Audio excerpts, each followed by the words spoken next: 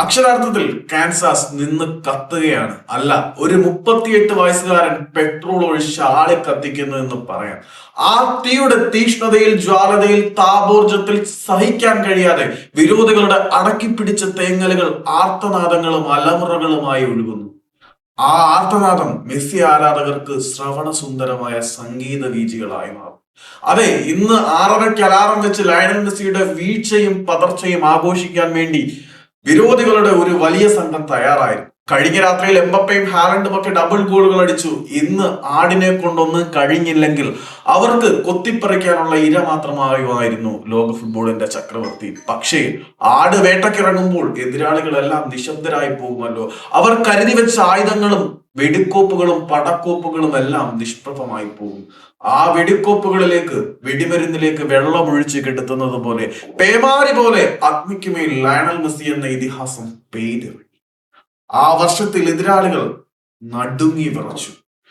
ഇനി അയാൾക്ക് മുന്നിൽ വീഴാൻ ബാക്കിയൊന്നുമില്ല. ലോകകപ്പിലെ ഹാട്രിക് ഇല്ലെന്നുള്ള പേരുദോഷം കൂടി ഇന്ന് ആടങ്ങ് തീർത്ത് വിട്ടിട്ടുണ്ട്. ആർണയനെയും അയാൾ മറികടന്നു. ഗോൾ വേട്ടയിൽ ലോക ഫുട്ബോളിന്റെ ചരിത്രത്തിൽ ഇനി അയാൾക്ക് മുന്നിൽ ബ്രസീലിയൻ പോരാളികൾ ആരുമില്ല എന്ന് പറയുമ്പോൾ ചുരുക്കിന്റെയും കടിയുടെയും ഉറവിടം കൂടി നമുക്ക് മനസ്സിലാവും.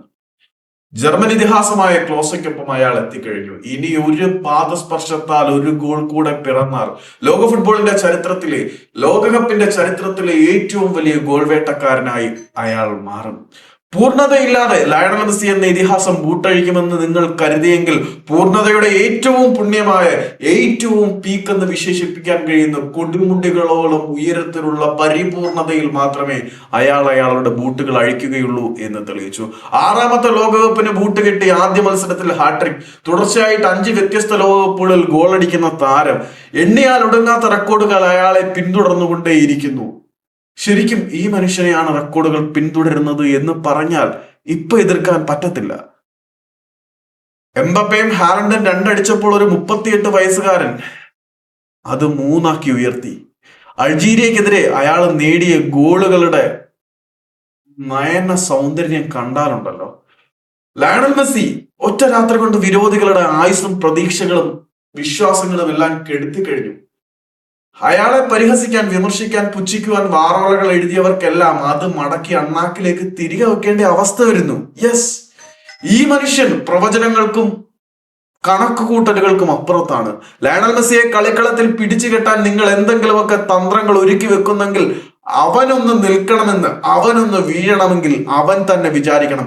ഈ മനുഷ്യൻ നോ പറയുന്ന കാലത്തോളം, ഈ മനുഷ്യൻ എനിക്ക് മതിയായി അല്ലെങ്കിൽ എനിക്ക് വേണ്ട എന്ന് ചിന്തിക്കാത്ത കാലത്തോളം ഈ മനുഷ്യന്റെ പടയോട്ടത്തിനെയും തേരോട്ടത്തിനെയും പിടിച്ചു കെട്ടാൻ കരുത്തുള്ള ഒന്നിനെയും ഉരുവാക്കാൻ ലോക ഫുട്ബോളിൽ ഇതുവരെ ഒരു പടച്ചവനും കഴിഞ്ഞിട്ടില്ല. ഇവനെ പടച്ചു വിട്ടവൻ ആരായിരിക്കും? ലോക ഫുട്ബോളിൽ മിഷിഹയ്ക്ക് സമാനമായൊന്നുമില്ല. ആട് വേട്ട തുടങ്ങിയപ്പോൾ കാട്ടരമകളും കടുവകളും സിംഹങ്ങളും എല്ലാം കൂട്ടിരുച്ചു.